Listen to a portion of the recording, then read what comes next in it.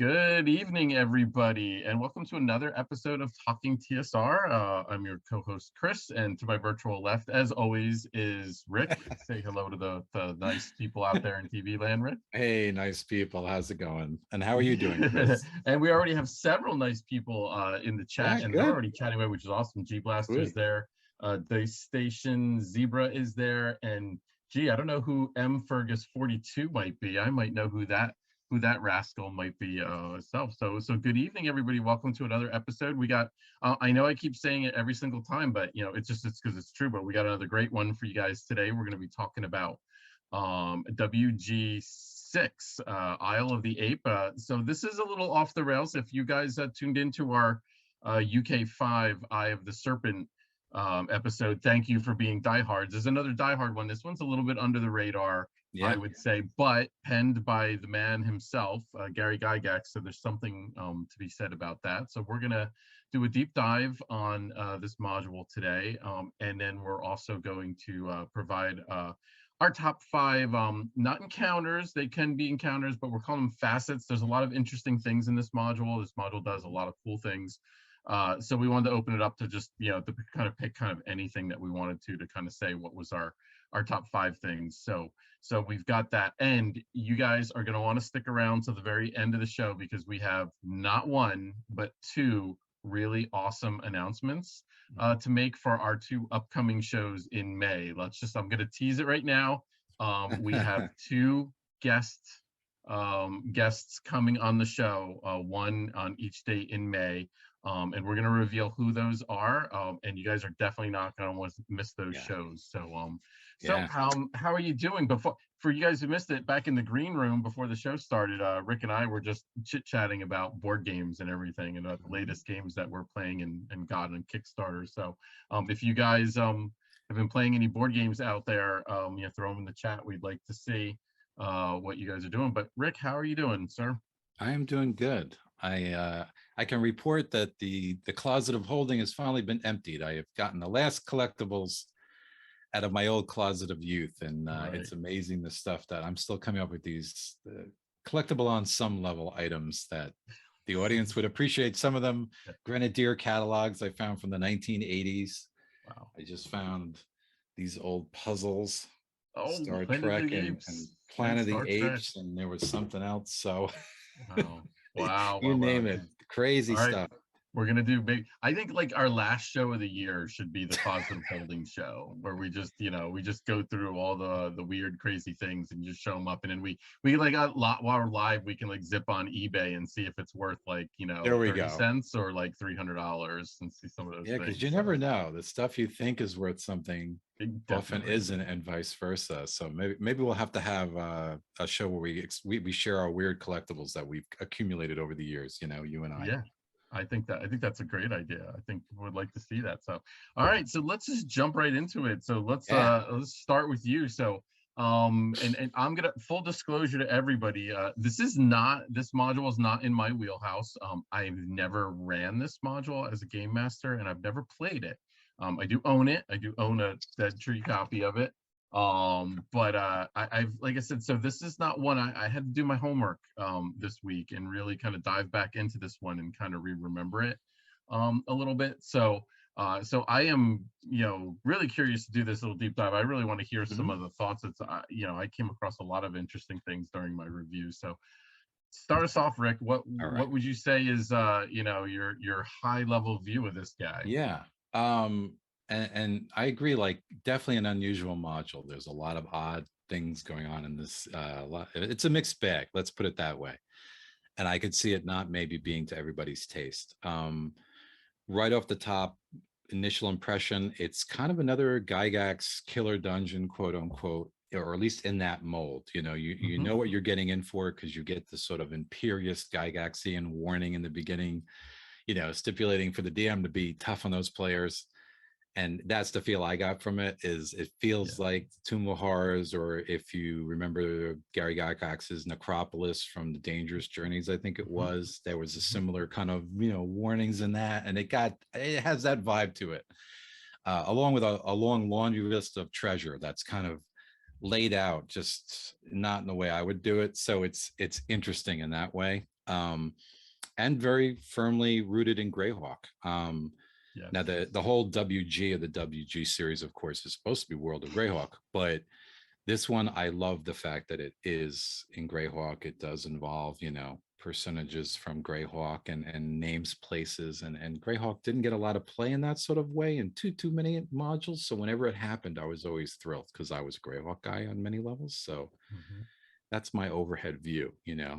What about you? Your impressions, especially now that you said you were doing your homework.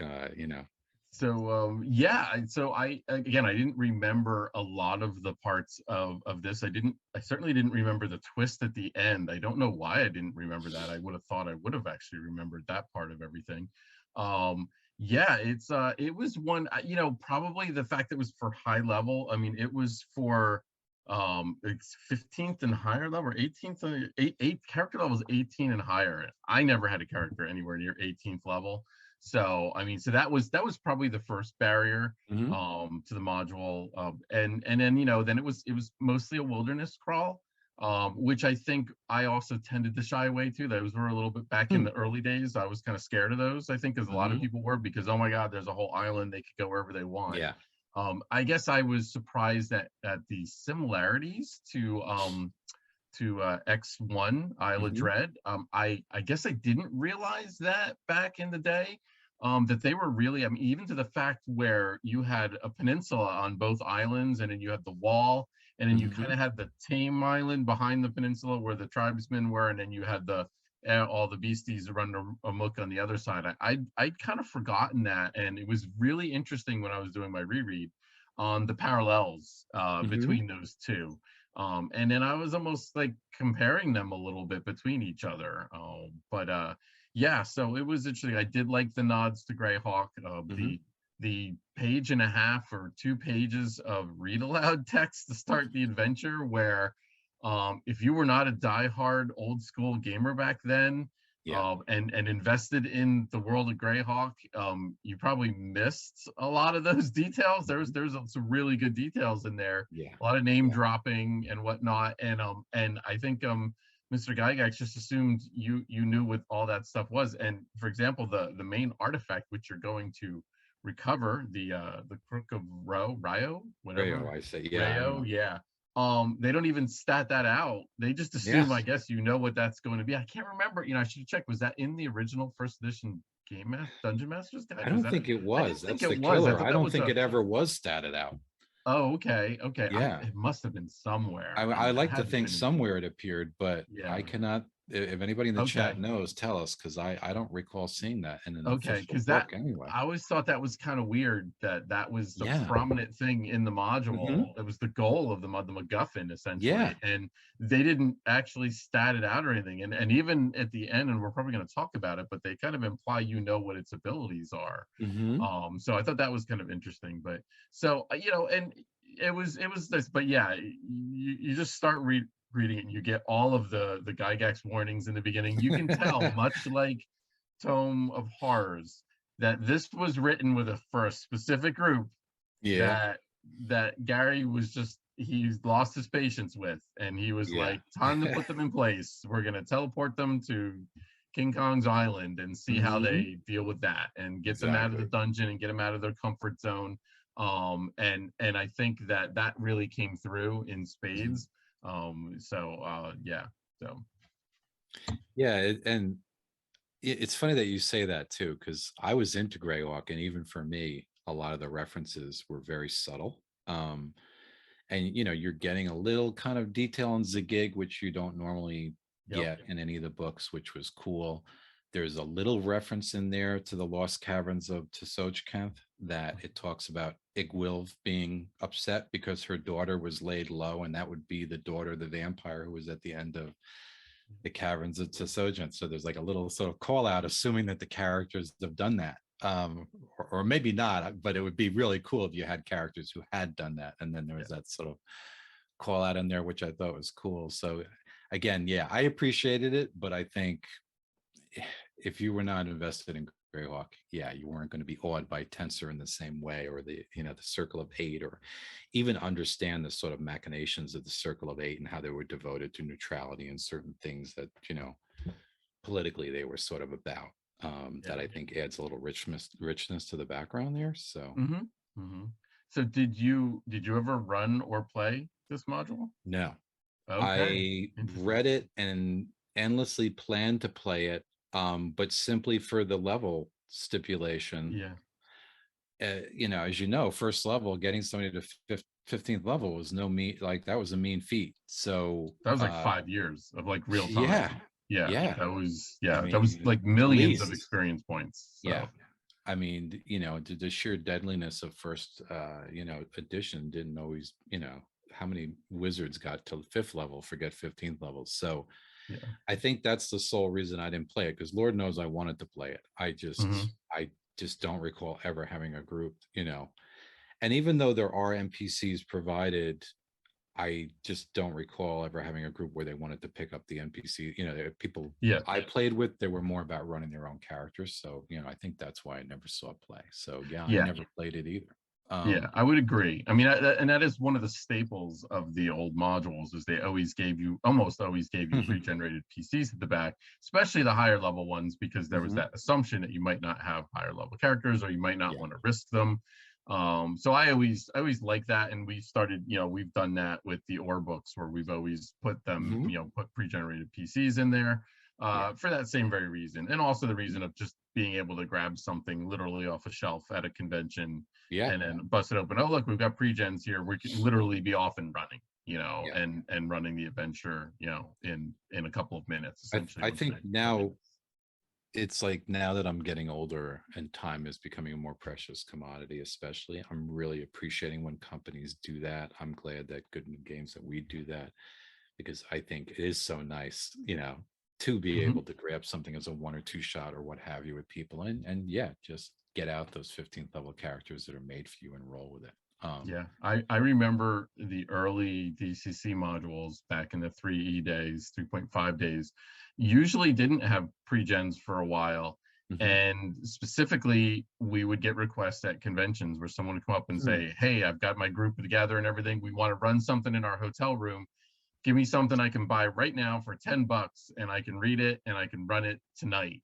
Yeah. And it's got pre-generated characters of the appropriate level and everything. And then, after looking around, sometimes we're like, wow, we don't have any of those. We were like, maybe we should start putting them in the back and everything. And yeah, maybe it's not going to be to everybody's appeal, but there's a way Mhm. you can do it where you can put it in a chart format where you can just take a page Sure. up, and summarize a lot of information. And sometimes that's really good. That way people can record it and everything that their own way. So obviously inspired by King Kong, Mhm. without a doubt, obviously, and that classic trope, the island infested with dinosaurs, and we got those in spades. One of the things I did not particularly care for actually Mhm. in this module, and again, this was just, I don't know why, and it might have been one of the reasons why I never ran it was I was never fond of collecting all the monster stats in one big table and Okay. not having them in the encounters. And Mhm. I felt that, you really needed to, and maybe this is a thing with reading, like you really needed to read it to figure out, oh, there's a T-Rex in this encounter. Mhm. Whereas if there were stats somewhere in the encounter, T-Rex, yada, yada, Yeah. yada, like you would know just scanning through the encounters like what you do. So I couldn't pick this module up at a game store and flip through it and know what the encounters are all about. There's Mhm. this big table that has dinosaurs all over the place. Mhm. So I just was not fun. And I wonder how you felt about that. Do you like your stats in the actual text of the encounter? Do you like them in an appendix? Do you like them, and I'm talking old school. I'm not talking like, Yeah. PDF where you can cut Yeah. and paste things and you can, print things out or put them on a different window on your computer. What do you like the old Yeah. school books like? Going old school, I like to have them right there, right by the encounter. Okay. Um, to me, I'm not a fan of always flipping all over the place. Now, I guess it depends on how long the encounters are, but the way this was done, I wasn't a huge fan of it. So I agree. Um, it's nice to have the summary rather than nothing, but I would have Yeah. rather have some little blocks in there, or better yet, a couple more new monsters or new dinosaurs or something would have been really cool. To me, this module, if assuming they had the space somehow, it would have been great if they could have thrown in a few, Yeah. three unique dinosaurs or something beyond the new monsters we got that were Yeah, here. I would agree. I mean, they just gave you a list of dinosaur names, and that was it. No pictures, no nothing. You needed to Yeah. know what this dinosaur looked like. And if you recall Mhm. back then, we recall certainly. I don't know about some of the modern gamers do, but there was no internet back then. You couldn't Yeah. just type in a name and then images are going to pop Mhm. up. Like you had to actually go get a dinosaur book out of the library. Yeah. And then, with B, here's the scientist part of me speaking out. It's like names change all the time. So you Mhm. sometimes, if you got an older book, you might not actually still be able to find the current name that's the proper name of Yeah. the dino that you're looking for. But so I thought that was a real issue as well. And I remember for when I was doing Isle of Dread, I actually put in a player handout that was a druid's journal, and Mhm. in it he sketched a bunch of dinosaurs, Yeah. and it Yeah. was basically like a here's what all the dinosaurs look like, and then we had the artist actually do them kind of like those nature books where there'd be a close up on its teeth or its claws or Mhm. something or its scales or whatever, Yeah. and then there would be a couple of notes. The druid wrote down a few notes, but it was cool. The artist really loved creating the Yeah. handout because he Yeah. said it was so much fun for him to do. But and it was a lot of fun, but it was a practical thing. There's you're going to be looking at a lot of dinosaurs on the Yeah. Isle of Dread. Yeah. You're No. probably going to want to see what they look like. Having those kind of presentations or something that was done like with the Isle of Dread, or that sort of Hmm. graphic pictures worth 1,000 words, and like you said, not. And I was a dinosaur geek, and I still there's just too many dinosaurs. I don't know Yeah, them all. yeah, yep, That's what it yep, comes down to. yeah. So I would yeah, agree. agreed. And we're seeing in the chat too that people seem to prefer that the Yeah. stats are in the encounters, and I agree with that. Now there's nothing wrong with the table. The table could have been there, and the stats could have also been Yeah. in line as well. I think that would have helped. I think the Yeah. other thing that this module was kind of missing was a good classic dungeon crawl. Mhm. There was a little bit of that once you get to the big apes lair at the end, but just I think that was even Isle of Dread, kind of had the little dungeon and the Yep. ruins at the center on the plateau. I just felt like you needed a little something, a little bit more of a little bit of dungeon crawling kind of thing instead of Yeah. all literally just island, Yeah. and then basically one cave lair. And he I almost got there too, toward the Yeah, end where it got to the crystal room and the stuff. It was almost dungeon like, but you went right from it seemingly from the wilderness to the otherworldly kind of yep, place. And yep, I think they could have put a little dungeon in between, yes, agreed. like as a sort of, if you broke it into three parts, sort of like, wilderness and then little bit of a dungeon and then that kind of last Yeah, climactic otherworldly, plane stuff, I think would have been cool. yeah. Um, I think I would have had at least some ruins in there or something, some places to explore. mhm. Now, they don't have to be huge, but just something to kind Yeah, of break up the monotony of sure. the Yeah. hex crawl, because I think it does get a little monotonous after a while. And I think, when you boil right down to the encounters, and Hmm. this is why we didn't want to actually do encounters as our top five, is there's actually not a whole lot of encounters and not a whole lot of compelling encounters. You got a Yeah. couple of big set pieces. You got the big tribesmen tribal areas and that. Would have been nice to have some really nice maps of their lairs. Um, you know, Not that I think it was really you weren't designed to actually go into their lairs. I mean, you had the one cool map of the hut up on the legs. Mhm. That was kind of cool. So you're right. It's like they got there on a few things, but then they just kind of like stopped and Yeah. didn't take it all the way through where you could have had a product that really could have Oh really yeah. excelled at the table Yeah. This is a book that could have been twice as long and easily. really Yeah. coolly, just such a cool thing. Um, since you mention it, like, yeah, I think of the maps. I'm not a fan of the maps in the book. I love the Yeah. art, Yep. the pillars picture, sort of the picture of some of the characters with the tribesmen, and of course the Unga pictures. I'm going to say Unga, I don't know how you pronounce it. Unga. um I love those pictures. I think they're great, but the actual hex maps I thought were borderline ugly inside. Some of the Yeah. black and white maps were Yep. almost unreadable. They had letter imprints over the hexes, and just the way it was done, not easy to discern the markings or thing. It just was flat out kind of ugly. I just wish it had been done some other way.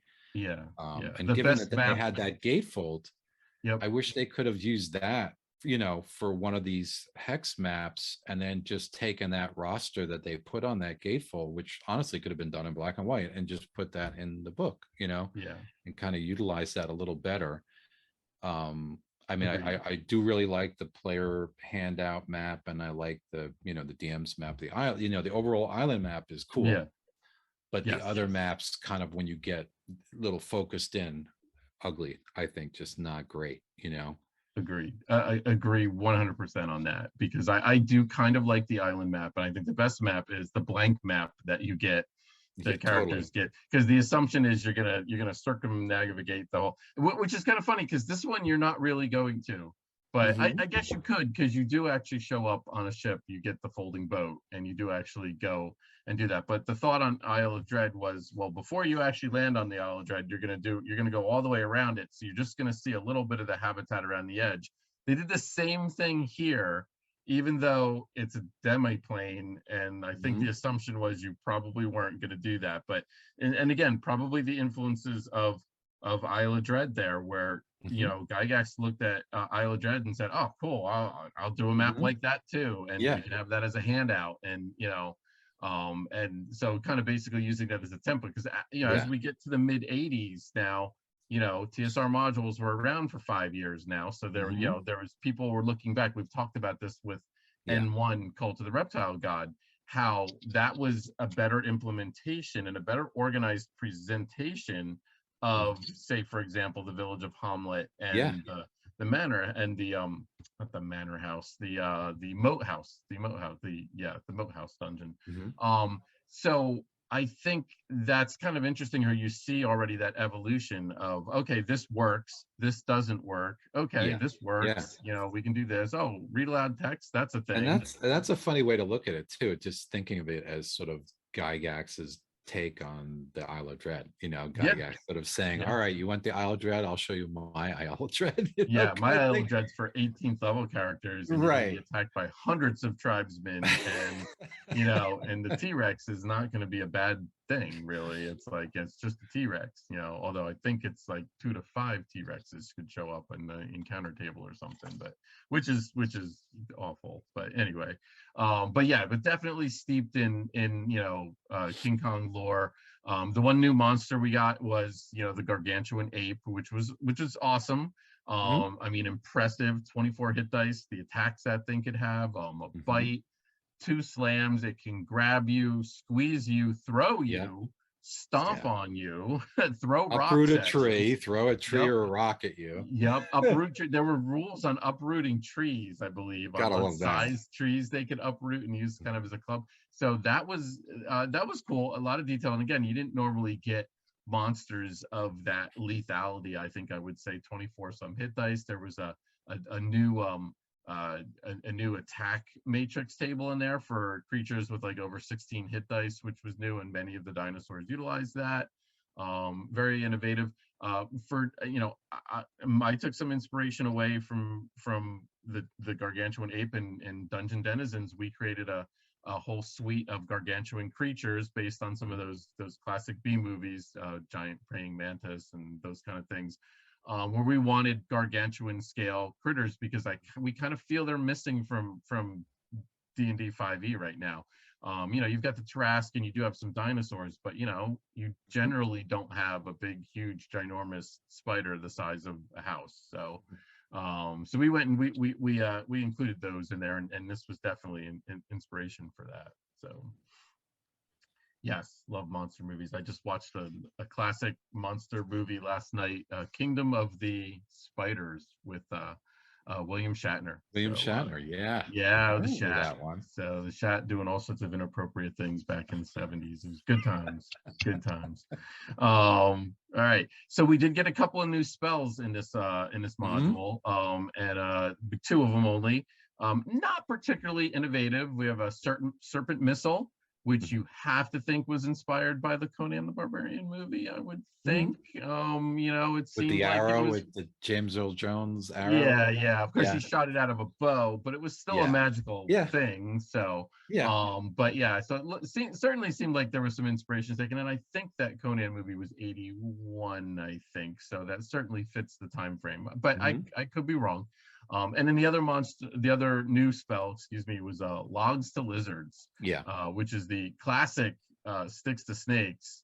Mhm. Just taking one step up, Yeah. so I always And they're thought that was poisonous, and they're poisonous too, yes, right? yes, and that was Because always why kind of not? strange. Yeah, I mean, some lizards are poisonous, but I guess it was kind of like, oh wow, let's just throw some poison on there too for no reason. Yeah.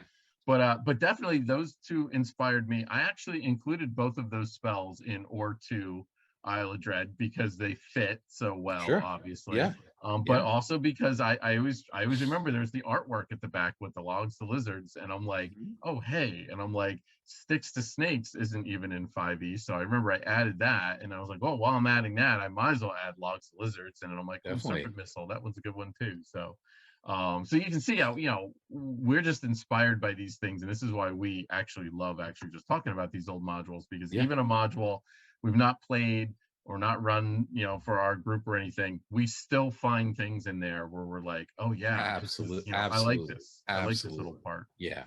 No, that's why these are to me gems. Is there's so much inspiration there. A lot of people won't look at some of these old books because they're not the right edition for them or what have you. And to me, it doesn't matter. There's such good material here. Yeah. What other thoughts? Kawabusa's battle. Let's talk about that. Yeah, go for it. I have a love-hate relationship with that battle.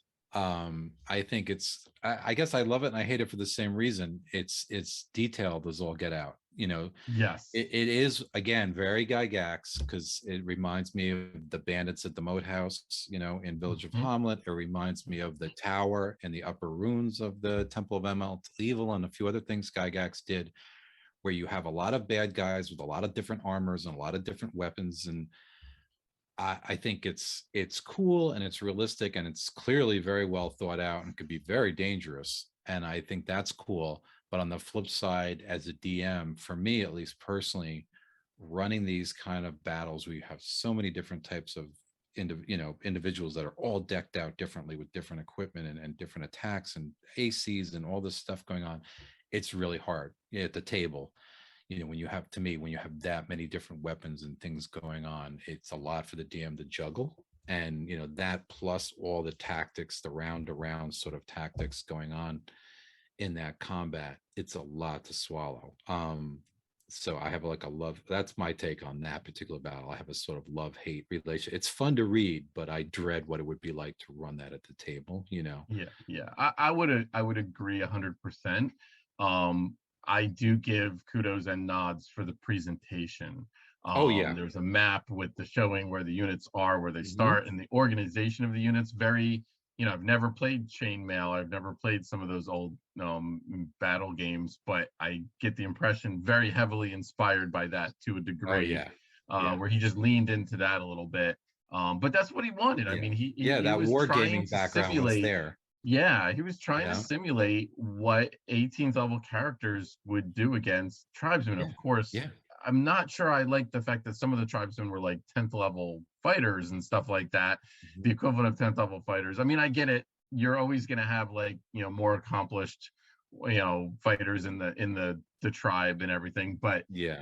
but I kind of felt like that was a little bit not cheating, but maybe there could have been another innovative way to Mhm. cut down on the number of 920 rolls in that, and maybe Yeah. simulate all these not zero level characters but lower level characters actually having a chance to hit and do some damage, kind of like what fourth edition did. I know it's the edition we shouldn't mention, but their minion tactics were excellent, and gave, you could have a hill giant minion where it would have just about as good chance to hit a 10th level character as a regular hill giant, Mhm. but it would fall really easily. Yeah. So it's like Yeah. that, and that worked in that game system and everything. Mhm.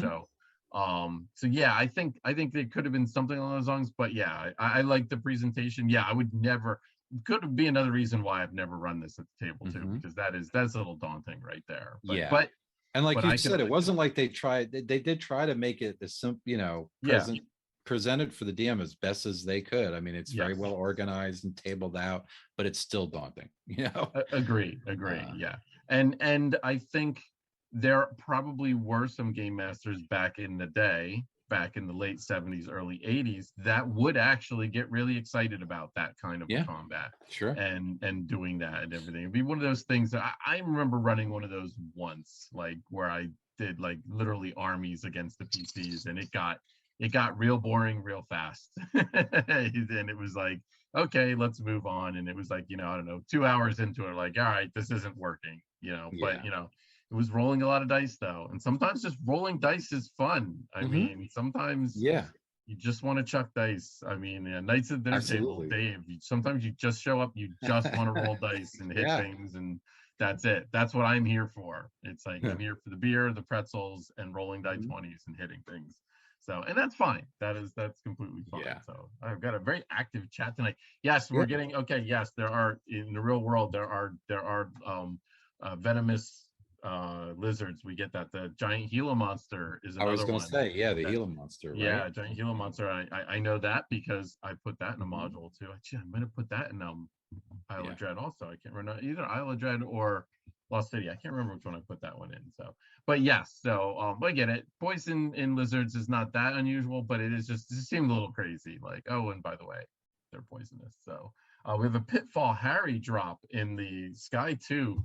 Dropping Pitfall Harry from the classic Atari arcade game. Oh my God, I spent a lot of my years playing Pitfall and running over the heads of alligators, crocodiles, whatever they were.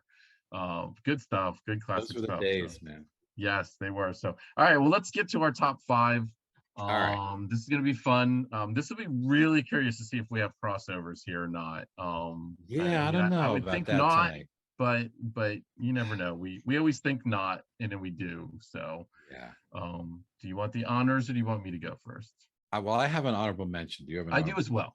Oh, okay. Yeah. Why don't you go? Go ahead. You go first. Okay. Yeah. I think my honorable mention is that. So my honorable mention is, you're going to get a kick out of this. Is it's the tribal attack.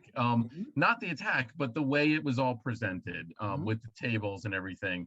And the fact that the ambush was so well detailed. I love the round by round. This is what happens. And yeah, folks, just so if you guys don't recall, on like round 1, the PCs face 100 spears and 200 arrows come at them from various different, but from all different, like, levels of attackers. So, yeah, you're not just rolling a die 20 and just looking for all the 19s, I mean, and higher. I mean, it was like, you're looking for all kinds of crazy numbers. So I'm sure there's a way to do it, but more just the presentation and the fact that there was a lot of information. The encounter probably was a good solid half of a page, if not more. Oh yeah. But it was presented well. Yeah. And if you were ever going to try and do something like this, where you're going to have hundreds of combatants against a high level party, that's the way you would do it. So that was my honorable mention, is the summary tables for the tribal, and he used it later on in the module too for the cave dwellers, or as I like to say, the cave dwellers, which is one of my other favorite MST movies of all time. And then also the tribe of the bird people too. Probably would have liked a little bit more evocative names there than cave dwellers or tribe of the bird people, but you know, what can you do? But you're right. Yeah, the bird people were also very, different weapons statted out. And like you said, beautifully presented. All right. So my honorable mention is actually Unga. Okay. I got a kick out of Unga. Obviously, I grew up on King Kong. I loved stop motion animation movies and things like that. King Kong was probably the first that grabbed me as a kid. So I have a soft spot there. And to me, I guess this is could be very definitely argued, but I thought, Anga is one of those things where it could have been really boring, just a big ape. And they really went out of their way to give him a lot of different attacks, the grapple and the stomp and the throwing, like we've discussed, and the throwing, the uprooting the trees and throwing. So they with kind of sticking to that Kong archetype, they put as much interest in the monster, I think, as they could. And it really, his description goes on for like a page. So I think it's as well realized as you could want a first edition King Kong, kind of clone to be. So he's my honorable mention for the monster of Unga. Nice. Okay, yeah, I like it. All right. So do you want to go first? Or you want me to go first? Go for it. Okay. So my number 5 And you already slammed this already, so I know Uh-oh, did you're not I? gonna overrun this. Is I love the pre-generated characters. I loved the detail of the pre-generated characters. They gave you 6 PCs. They're 14th through 19th level. They Hmm. included stats, equipment, Hmm. spells, magic items, and when I say magic items, whew, I mean like their third or fourth weapon were like Yeah. +3, +4. They gave you background notes. They gave you little interactions in between the characters, which was kind of cool. Yep.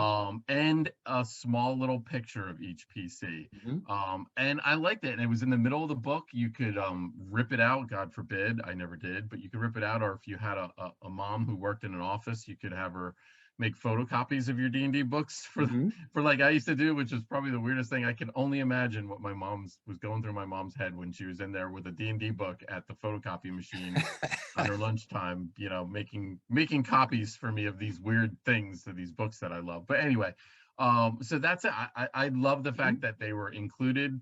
I think they're essential. I think if something like this product did not have 18th level characters in it, I Yeah. think it would have been a disservice, and I think Yep. the module would have been panned for it. But I love that they went the extra mile, that they did the Yeah. artwork, and they added the personality notes and everything. Loved it. Mhm. So that's my number 5. All right, cool. Um, my number 5 is an encounter or some kind of mini encounter, and this is a lesser one to be sure. Area 28, the Rockley Inlet.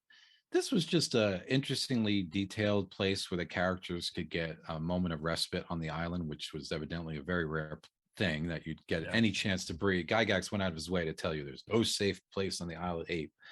But here is a sort of haven that Zagig laid out. And I like the fact that clever characters who sort of figure their way around a puzzle can get extra resources and heal, kind of basically get a better rest, if you will, and get some spells back or spell components and things, as opposed to just hiding in a little room for a while. So I like the fact that that was put in here. To me, at least, was a gesture of Gygax trying to be fair, much in the way that Zagig put you in this crazy island, but then also had these ways out and these things. Gygax kind of did the same. So that's my quick number 5, the Rocky Inlet.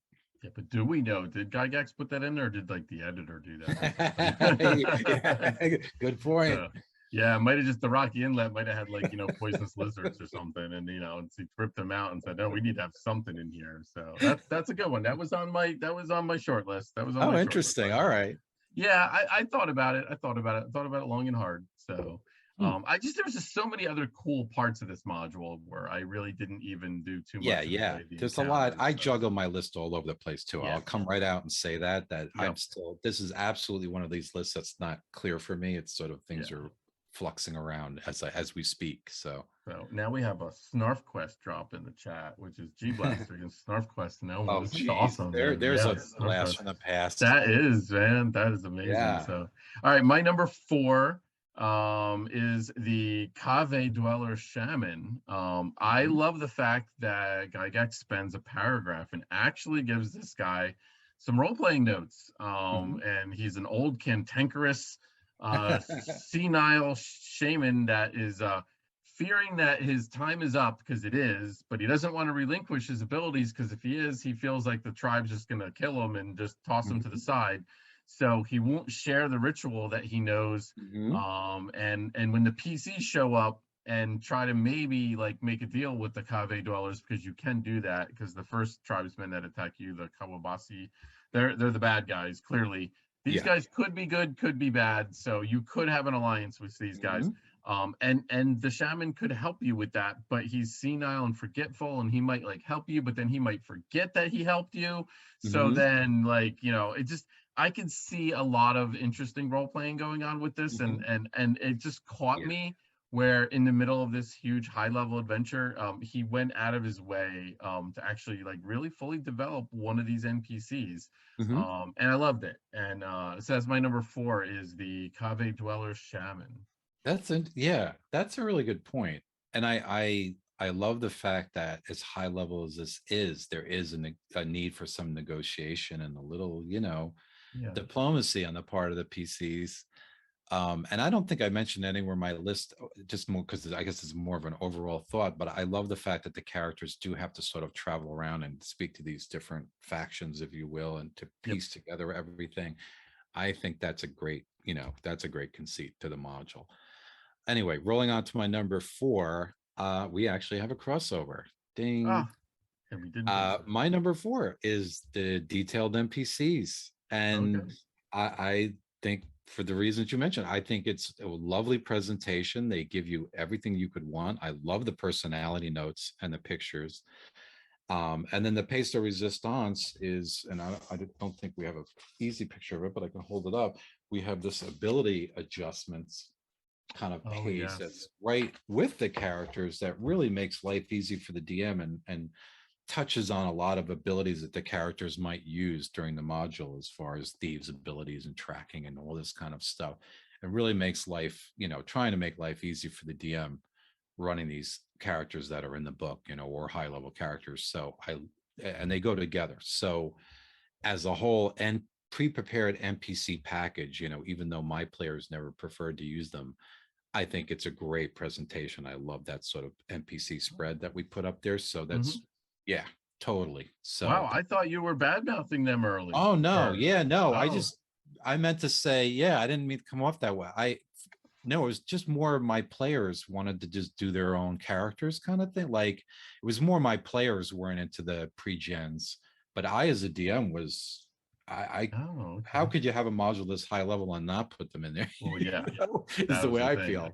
And It's they like I could have said, just I'm given glad, you, they could have just given you a boring chart like in the back of, against the Giants, yeah, but they didn't. They didn't. They actually put some time and effort into them. So, yeah. I mean, yeah, again, if it was like a second level module, then fine. But yeah, for this monstrosity yes, at 15th level, yeah, you really need to have I, them in there. And like I told you, the older I get, the more I appreciate having that in there that you can just grab and go, So yeah, yeah. no, that's my number 4 is the NPCs. Still trying to figure out why the Secret of Bone Hill L1 has pre-generated PCs in it. But anyway, let's move on. Wow, so we did get a crossover already. It only Yeah. means there's going to be more, folks.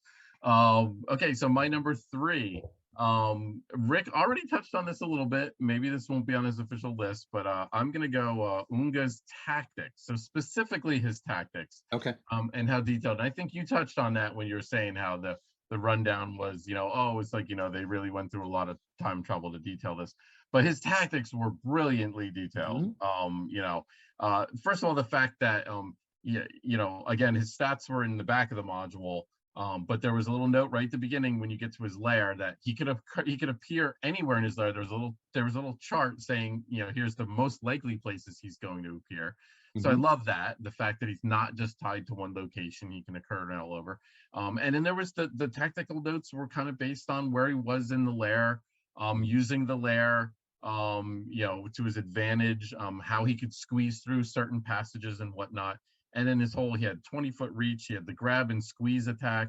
And they blew down. They actually did a blow by blow, like how much damage he could do. It turns out between his grab, squeeze, throw, stomp attack, he could do 75 to 140 points of damage in 2 rounds, which for first edition characters, even 18th level, is going to pretty much drop them. Yeah. So I mean, so that was amazing. I loved it. And he had rocks that he could throw to, and Gygax made sure there was plenty of rubble and rocks around for him to throw.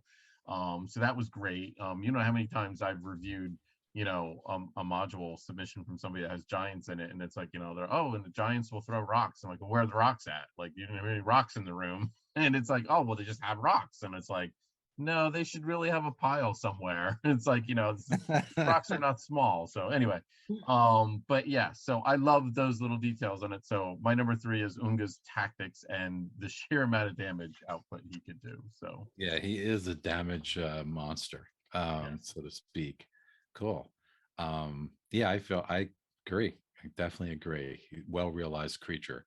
What do we got? Number 3. I touched on this already. I do like, for all my ill talk about the maps, I do really like that sort of player parchment handout, that player island map, or whatever, for lack of a better term. plus the player hex map that's sort of half filled in. Again, very Isle of Dread, obviously, kind of inspired. But I like that sort of thing where you could literally just throw that down on the table and let the players fill in the hexes as they Yes. explore. I think it's engaging for the players to be able to do Yep. that, to sort of fill in the dots themselves and to be given that nice concrete start so they have sort of an accurate representation, but then they can put this. I love that. Yeah. So yeah, I really, to me, that just seeing that as a player, for me at least, seeing that big empty map makes me want to go in and fill all the blanks in and just, kind of check everything out. So I liked it when it was done with the Isle of Dread, and I liked it when it was done here. So yeah, that's my number 3. It's the whole, combination of the two, because you have a Yep. sort of, the age parchment kind of graphic, but then you also have a hex map for the players to fill in. Excellent. That's a great one. I agree with it. That's another one of those where you're right. That's how you engage the players. Instead of just describing hex after hex, you have them map it out, and they're Yeah. like, "Oh, let's go check this hex out." Almost like looking for secret doors. Like, well, we haven't gone to Yeah. this side of the island yet, so let's Yeah. try this side of the island. Love it. So, okay, we are cruising right along here. My number 2. So this is actually the Wandering Monster tables. So I specifically didn't talk about these earlier because I wanted to save it for now. Mm-hmm. I love the presentation for the Wandering Monster tables. I'm gonna call it the one table to rule them all, even though you have all these different types of terrain. And I'm gonna make an admission right here too. I missed the boat on when we did Or 6 Temple of Elemental Evil. Like, I could have easily created one encounter table for all the different things. Like, I should have done this format, and I didn't. Instead, I have a bunch of these little tables, and it's a kind of annoying, and it's unwieldy, and it takes more pages up. I feel this I'm just going to go out there and say that, folks, you're going to see this at some point down the road for Yeah. a Goodman Games product, because I love this presentation where you have one list of monsters on the one side, and then you have 6 different types of terrain or areas or whatnot, and then you have a crossroad, and maybe Elena can throw it up if she hasn't already, the encounter picture. But you can see then, if you're in the jungle, you roll, this is what Yep. the results of the roll is. If you're in the mountains, this is what the result is. It's such a clean presentation. It's huge. Yep. It's a beast to lay out and everything, but it's clean. It works really well with the whole list of monsters with all the statistics, obviously. I like it. And I mean, and even in the text, they prompt, certain times when you're to use the encounter tables, like, oh, make sure you're using this, or, oh, now it's, double the chance or less of a chance or whatever for an encounter. So I kind of like the way that came out, because a lot of this module is just cruising around on the island and running into encounters. So, and I just love the presentation. It was very, very concise and getting a lot of information out there in a Yeah. very small amount of space. I liked it, and it was just well done. So that's my number Yeah. 2, the presentation of the Wandering Monster tables. I agree. That almost hit my list, actually, and properly laying out a table or conceiving of a table like that with the spanners and things set up in a way to convey that much information on one page is sort of an art. So I think, coming from an old editorial and publishing and typesetting guy like myself, it's almost like an art form. So it was a very well realized table that imparts a crazy amount of information, like you said, very inspirational for stuff we do in the future. So yeah, wholeheartedly agree. All right, so area 2, and here I'm going back to kind of some encounters. Areas 38 and 39, because they kind of go together, which is the magic pool and the spheres of thought. I love this encounter just because it's so bloody weird. It's the whole, T-Rex bursting out of the thing, and you're kind of fighting this magically generated T-Rex, the sign of Zigig making something that was in the theme of the island and yet was a magical construct, or guardian. And then the spheres are just so bizarre, but you needed it because, again, Zigig was kind of the original Mad Mage. You had so many dungeons that were made over the years that featured some sort of, usually Mad Mage, in either water, water deeper, or almost every campaign setting seemed to have one. But Zigig was sort of like the real original on D&D terms, and you needed this in here to kind of evoke his craziness. And there's clues in there, there's some disquieting things in there, that these thoughts that are imparted. very otherworldly. They're very weird. A nice change of pace after romping around the island, you know, and just kind of fighting dinosaurs, I felt. So yeah, that's my number two. I just, for such a evocative encounter, weird encounter, sheer weirdness, we'll give it a number two. Okay. Wow. Well, I have to admit, I mean, that one did not make my list because of the weird factor. Yeah, and it is Um, weird. but having you describe it that way, I kind of like it better now, actually. I Hmm. like that change of pace kind of thing. I think that Yeah. actually works a little bit better. I just thought when I read it, and again, maybe this Mhm. is something where if I played it or ran it, I would feel differently, but it just seemed out of place. It seemed like, Yeah. whoa, this shouldn't be here, Yeah. And I but don't disagree. It yeah, is jarring, you know, but I think yeah. if you as a DM give a different voice to the different, you know, some of the voices are, you know, some of the thoughts are whispers, some are, I think Hmm. if the DM kind of acted it properly, you know, put the energy into the voices and the whispers, and I think it could be fun at the table, you know. Hmm. So, okay, great. All right. So my number one, I would think this would be a crossover with your number one, but we'll see. So Mhm. I'm gonna go with the very final twist encounter at the end. Igwil's deception, I'll call it. So this Mhm. actually dominates like a page or over a page at the very end.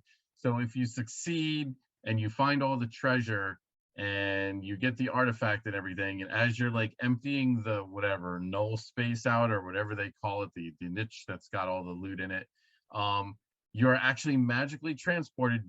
I think you're made to think you're transported back to like Tensor, but you're not, because Igwilv has set up this trap where she couldn't go and mess with you directly on the Isle. She couldn't go to the Isle for some reason, and Gygax never explains that. Yeah. But she could intercept you on the way back. Yeah. So, and sets up this elaborate ruse where there's a Loth, I think it was, but Arcana Daemon, I think is the, and the Mesodemons. And I think they had a different name. I thought they were Mhm. Mesoloths, and yeah, that's what I thought from the Fiend Folio. And then they changed their name for some reason.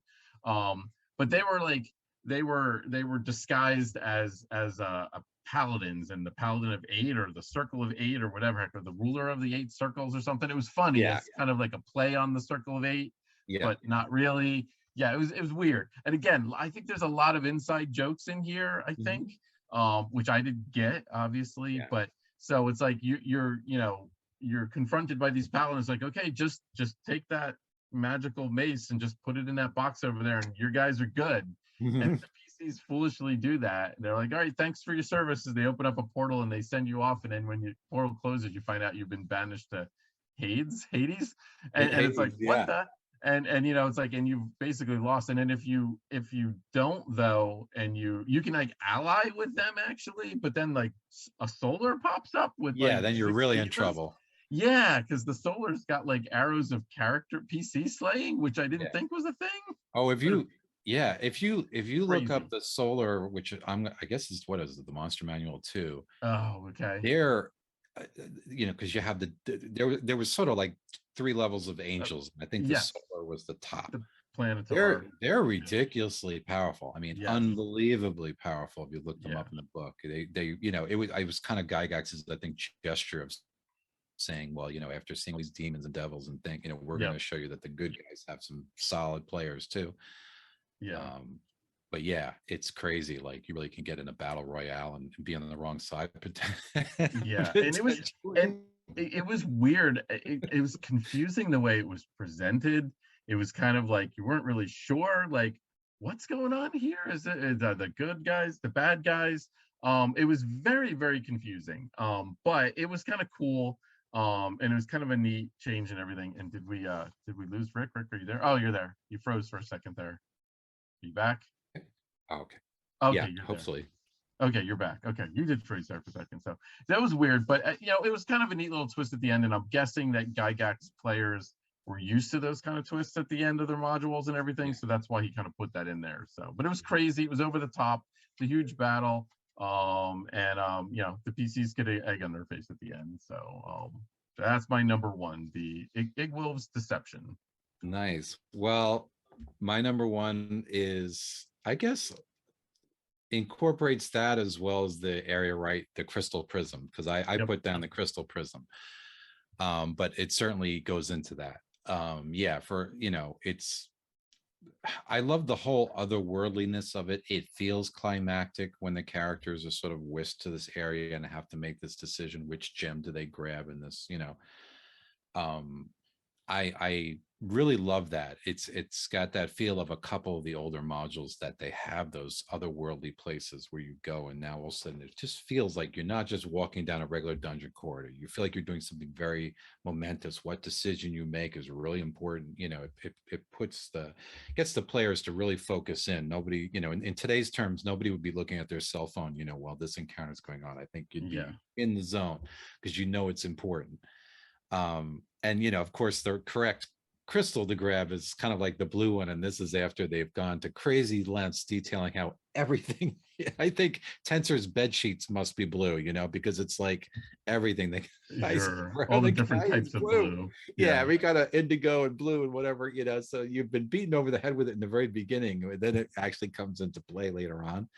And like you said, there's this sneaky deception, and it's hard because the quote unquote good guys don't even show up unless you ask for help. If you don't Yes. actually, which I don't think, like certainly today, a lot of players wouldn't even think, I think, to do that. So, or wouldn't think to use the Crook of Rayo and actually sort of summon its power. You're really putting a lot of heat on the players to make those decisions. But I like the whole otherworldliness of it. I like the momentous decisions that had to be made there. It feels like a climactic end. So I think it's interesting, like you said, a little jarring, a little weird, but cool. So that's my number one. Yeah, we'll go with All the right. crystal prism in the final battle. So there we have it. So that's yeah, our cool. All right, so that's our top 5. So that, What, 2 guys, crossovers? yeah, that's not too bad. That's not too bad. So that's it, folks. That's the Isle of the Ape. All right, so if you guys are still with us, we do have a couple of announcements here we're going to make. Rick, do you want to give them all your info first before all the good stuff? Sure. Yeah, as usual, I always say this, but it's heartfelt. If you're watching us, we're so glad you could join us and kind of join a couple old guys chatting about these old books. We're just kind of hanging out. Think of us as hanging out and shooting the BS about these books that we all love so much. If you liked what you saw tonight, of course, give us a like, give us a follow, subscribe if you're watching us later on YouTube. It helps us, and absolutely keep those comments coming. Yes. Our next show, which thank you guys for the awesome comments today. Love the engagement today. Our next show is coming, I believe, on May 1st. May 1st. Huge announcement. So, and all right, do you want to announce the so let's preface this a little, build up the excitement a little bit. So guys, so we kind of teased that we were going to do some different things this year. The tier lists that we did a few weeks ago, that was one of the things. The other thing that we really wanted to do is we wanted to get some really cool guests in this year, and we are very, very pleased to announce that we have 2 guests lined up for the next 2 shows. So for the show on May 1st, we have a special guest, and for the show on May 22nd, we have a special guest. And some of you old school fans might not be familiar with one, but you're going to be very, very familiar with the second one. So I'm going to announce the first one, and I think, Rick, I'll have you announce the second one, and that way everybody will love you and they probably won't like you. So but yes, on our next show on May 1st, our special guest will be Bob Worldbuilder. And if Elena, if you can put the graphic up on there. If you guys do not aware of this YouTuber, he is a breath of fresh air. He is a modern gamer. He does play 5e and everything, but you can tell he's got some old school foundations there, and he's done some videos on the first edition Dungeon Master's Guide. He really speaks the language, and I think we're gonna have a great chat with him. I've got a bunch of interesting questions lined up for him. Check out some of his videos. He's done some great videos where he actually goes out into the field and he tests like the movement rules and the jumping rules in 5th edition and see if they're accurate. Hilarious, absolutely hilarious to see a bunch of geeks, quite frankly, running around the woods and stuff like that. And just fascinating on how they test some of the things. I mean, but like I said, some of his other videos are good too. So he will be our special guest on May 1st at 8 p.m. That's 3 weeks from tonight. And now, Rick, for a name that you guys will all be very Sure. familiar with. Yeah, hopefully this name will come through loud and clear. For that following show, I'm happy to announce that Errol Otis will be joining us. Yes. I'm personally a huge fan of Errol's Otis. Certainly has done so many classic module covers and box set covers, and you know, I think a lot of art springs to mind. We all have our favorites, I think, that we immediately think of. I think of the covers of, you know, Lost Caverns to Sojourn with the Bahir Breathing Lightning. Just talk about vivid art and a great classic TSR era artist. So we're thrilled that Errol is going to be joining us. So again, yeah, two great guests in 1 month. So Yeah. So we're that will psyched. be Errol will be May 22nd, and that's going to 22nd. be at 6 p.m. Eastern time, folks. So that's going to be at a different time. Errol can't do the 8 p.m. time. So of course we are more than willing to change our time Absolutely. to Yes. make sure that he can make it. And guys, that, you know, we're going to talk a little bit. We're going to interview him a little bit, but here's what that show is going to be. We are going to just have an unending parade of his classic art, and we're just going to throw a piece up there, and we're going to Yeah. be like, discuss. And we're just, Yeah. we Yeah. want to hear the backstory of some of these. We want to Yeah. hear some of the inspirations, why we love the pieces and everything. And when I kind of pitched this to Errol a couple of weeks ago, he was very enthusiastic about the format. He really was excited that we just wanted to show his artwork off and just basically have him talk about some of the old classic pieces. So Yeah. so we're gonna have a blast. The next two shows are gonna be pretty Two cool. great Then we'll shows. probably get back to modules again, but I am working on some more guests. So hopefully by maybe in the summer we'll have a couple more guests lined up for you guys. So it's been great. So Pearl of Wisdom time, real quick, Oh so we yeah. can wrap up here. Sure. You want to go first or me? Sure, I'll go first. So my Pearl of Wisdom is, again, if you're going to do something out of the box, if you're going to do something complicated that isn't kind of standard, give the game master the tools to pull it off. Be it a handout that you can hand to the players, a GM's handout that a different map or a different an overhead view of something, or a really cool piece of artwork to explain it. I think we talked about this in the classic module S4, that final encounter, that room. There's a lot going on in that final encounter with the vampire, but there's a full page piece of art which really kind of puts it all together, and it really it makes that encounter sting, I think. And it's a classic, iconic piece of art because of that. So so give the game master the tools to do. If you're gonna have something like 100 tribesmen fight your party, give him the tools on how to do it easier and at the table, and make it so that it's approachable, so that so that it can actually be pulled off. So that's my Pearl of Wisdom.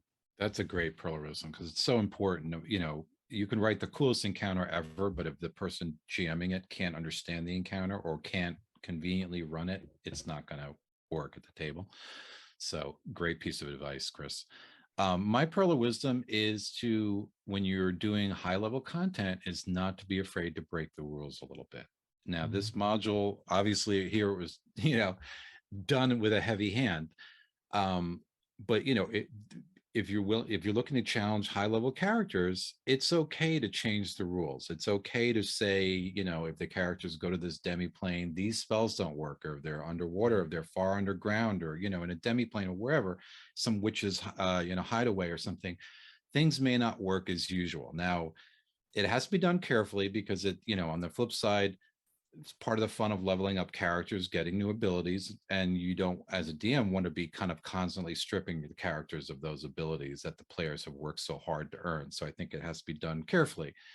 But I think in moderation, and especially when the players are going to unusual places at higher levels, absolutely feel free to impose your own rules as a DM, and put some limitations as far as spells or rests or study or perishable items or things, in the way that was done in this module, because I think it's another way to keep the players on their toes, so they don't just fall back into their usual pattern of doing things, and makes them kind of dig down and be a little more creative, which I think is fun.